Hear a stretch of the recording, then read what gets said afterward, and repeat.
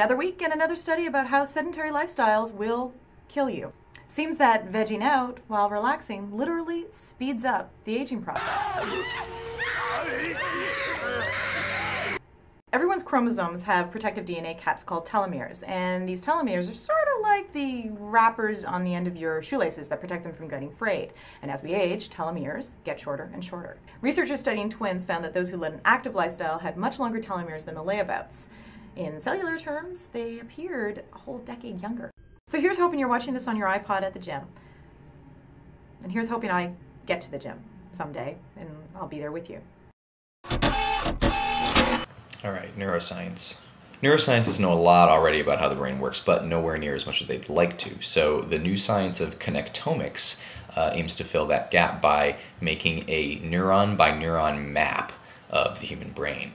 The plan is to put a brain inside this giant deli slicer kind of thing, which will shave off ultra-thin strips and scan the images into a computer. The payoff would be like a social network for the brain, showing all the connections between neurons and really improving our sense of how they all work together. There's just one problem. Mapping the brain at that level of detail would require more storage than all of Google's data centers put together. So they're going to try with a mouse brain first. Seems smart.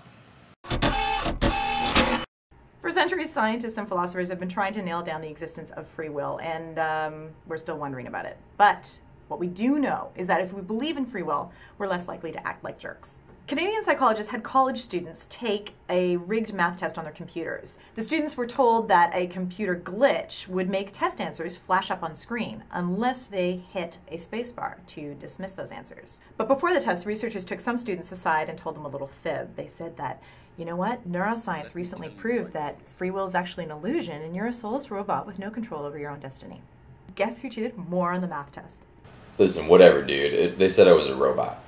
And the moral of the story? Don't believe in science. Free will or not, we're pretty gullible.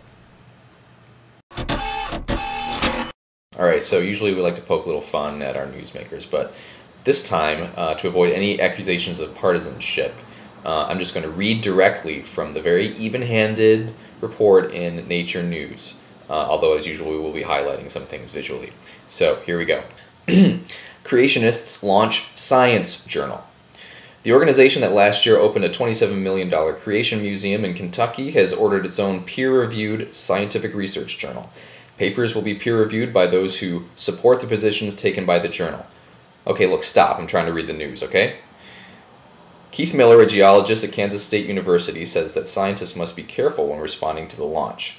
Taking too strong a stand against the journal will fuel creationists' accusations of scientific bias against religion, he argues. Okay, look, I'm almost done. Can you give it a rest? Researchers should instead try to educate non-scientists about the scientific process, he says. All right, you know what? I give up.